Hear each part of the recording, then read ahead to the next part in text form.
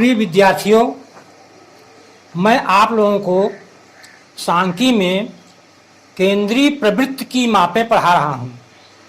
केंद्रीय प्रवृत्ति की मापें में आप लोग समांतर माध्य पढ़ चुके हैं और माध्यिका पढ़ रहे हैं। माध्यिका में आप लोगों को पढ़ाया जा चुका है जब आंकड़े अवर्गीकृत हों। इसमें आप लोग सम पद और विषम पद की माध्यिका ज्ञात करना सीख चुके हैं। आज मैं आप लोगों को बताऊंगा माध्यिका ज्ञात करना जब आंकड़े अवर्गीकृत परंतु सारणीबद्ध हों। ऐसे आंकड़ों का हमको माध्यिका ज्ञात करना है। तो सर्वप्रथम हम सारणी को देखते हैं कि आंकड़े आरोही अथवा अवरोही क्रम में है कि नहीं है। अगर हम आंकड़े आरोही अथवा अवरोही क्रम में नहीं हैं तो सर्वप्रथम हम आंकड़ों को आरोही क्रम में सारणीबद्ध कर लेते हैं। उसके बाद इस सारणी से, इस बारंबारता सारणी से हम संचयी बारंबारता सारणी ज्ञात कर लेते हैं। संचयी बारंबारता सारणी ज्ञात करने के बाद हम देखते हैं कि पदों की संख्या विषम है अथवा सम। यदि पदों की संख्या विषम है तो हम n+1/2वां पद ज्ञात करके और माध्यिका पद ज्ञात कर लेते हैं। और अगर पदों की संख्या सम है तो n/2+1वां पद, n/2वां पद और n+2+1वां पद से माध्यिका पद ज्ञात करते हैं कि कौन कौन से माध्यिका पद हैं। इसके बाद हम सारणी में जो संचयी बारंबारता निकाली गई है उस सारणी में हम अवलोकन करते हैं कि यह माध्यिका पद किस संचयी बारंबारता में गिरता है। जिस संचयी बारंबारता में पड़ता है उसको माध्यिका पद लिख देते हैं। माध्यिका पद लिखने के बाद हम सूत्र का प्रयोग करके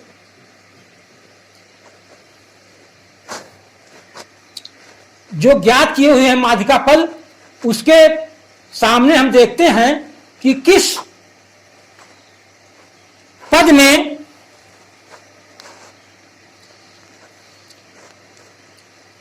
जिस पद में पड़ रहा है उसके सामने के पद का मान ज्ञात कर लेते हैं और वह पद का मान ही माध्यिका कहलाता है। जैसे मान लीजिए सारणी दी गई है, प्रश्न दिया गया है चर 15, 21, 17, 19, 23 और उनकी बारंबारताएं दी गई हैं क्रमशः 8, 6, 15, 7 और 12। तो इनको हम सबसे पहले आरोही क्रम में लिखकर इनकी संचयी बारंबारता ज्ञात करते हैं। तो आरोही क्रम में ये देख रहे हैं कि ये आरोही क्रम में नहीं लिखे हुए हैं, तो हम इनको आरोही क्रम में लिखते हैं। सबसे पहले छोटी गिनती 15, फिर 17, तो 15 के सामने की बारंबारता हो गई 8, देख करके लिखते हैं। और 17 के सामने की बारंबारता हो गई 15, फिर 19 के सामने की बारंबारता हो गई 7, फिर 21 की बारंबारता है 6 और 23 की बारंबारता है 12। आरोही क्रम में लिखने के बाद इनकी संचयी बारंबारता ज्ञात करते हैं। संचयी बारंबारता कैसे ज्ञात करते हैं?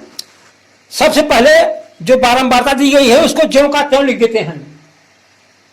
फिर इस बारंबारता में, इस संचयी बारंबारता में अगले पद की बारंबारता को जोड़ते हैं। जैसे 8 और 15 23, और 23 में फिर 7 जोड़ते हैं, 23 7 30। और 30 में फिर 6 जोड़ते हैं, 30 6 36, और 36 में फिर 12 जोड़ते हैं तो 36 12 48। तो ये संचयी बारंबारता सारणी कहलाती है। इसके बाद हम n का मान लिख देते हैं योग। तो n का मान यहां पर हो गया 8 5 13 7 20 6 26 2 28 कि 8 हंसी लगा 2 1 3 1 4 48। यहां पर पदों की संख्या 48 है। तो यह 48 सम है। तो माध्यिका ज्ञात करने के लिए हम सूत्र का प्रयोग करते हैं। यहां पर पदों की संख्या जब 48 है तो 2 माध्यिका पद होंगे। इसको हम सूत्र से ज्ञात करते हैं। तो माध्यिका बराबर हो जाएगा n/2 वें पद का मान धन n/2 प्लस 1वें पद का मान और पूरे के बटे 2। n है 48 तो 48 बटे 2वें पद का मान धन 48 बटे 2 प्लस 1वें पद का मान पूरे के बटे 2। 48 में 2 का भाग दिया तो 24 आया। तो 24वें पद का मान धन 25वें पद का मान और पूरे के बटे 2। अब हम देखते हैं कि 24वां पद किस संचयी बारंबारता में गिरता है। यहां सारणी का अवलोकन करते हैं तो 23 के बाद 30 आता है। तो 30 में 24वां पद भी पड़ेगा और 25वां पद भी पड़ेगा। तो जिस पद में माध्यिका पड़ती है, जिस संचयी बारंबारता में, उसको हम निशान लगा देते हैं सिधाई में, उसके ऊपर और नीचे, और उसके सामने के चर को ज्ञात करते हैं, या ऊंचाई को या भार को, जो भी चर दिया हुआ है या जो भी मान दिया हुआ है उसका हम अवलोकन करते हैं। यहां पर हम देखते हैं कि इसका चर 19 है, इसका मान 19 है। तो माध्यिका हो जाएगा 19 और 25वां पद भी 19 है। तो 19 धन 19 बटे 2 बराबर 38 बटे 2 और बराबर 19। इस प्रकार से हम माध्यिका ज्ञात कर लेते हैं। देखिए, सावधानी इसमें देना ही होता है।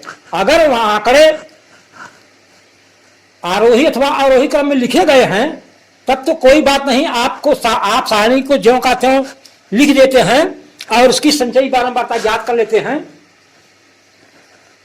और अगर आंकड़े आरोही क्रम में नहीं लिखे गए हैं तो उनको आप आरोही क्रम में अवश्य लिख लें। यह भूल हो जाती है। यहां पर हमने देखा है कि बच्चे भूल कर देते हैं। जैसे इसमें दिया हुआ है आरोही क्रम में नहीं है, इनके चर जो है या मान जो है आरोही क्रम में नहीं है, तो पहले आप आरोही क्रम में अवश्य लिख लें, नहीं तो आपकी माध्यिका गलत हो जाएगी। इस प्रकार की त्रुटि न होने पाए। तो ये ध्यान देने की बात है। और इसमें फिर और सवालें हैं, आप लोग देख लीजिएगा और उन सवालों को आप भली भांति तैयार कर लीजिए। यह सांख्यिकी का सवाल आपको ठोस अंक दिलाता है, और आंकड़ों की अगर त्रुटि हो गई तो आपका अंक कट जाएगा, तो आपका नुकसान होगा। इसलिए आप लोग सावधानी से इसको लगावें। और माध्यिका ज्ञात करना, जब आंकड़े अवर्गीकृत पर सारणीबद्ध हों, इनको आप लोग कंठस्थ कर लें। अगले दिन हम आपको बताएंगे माध्यिका ज्ञात करना जब आंकड़े वर्गीकृत हों। तो जब आंकड़े वर्गीकृत होंगे तो उसकी माध्यिका ज्ञात करने की भी थोड़ा भिन्न है। उसको हम आप लोग अगले दिन के लिए अगले दिन बताएंगे। ठीक है बच्चों, धन्यवाद।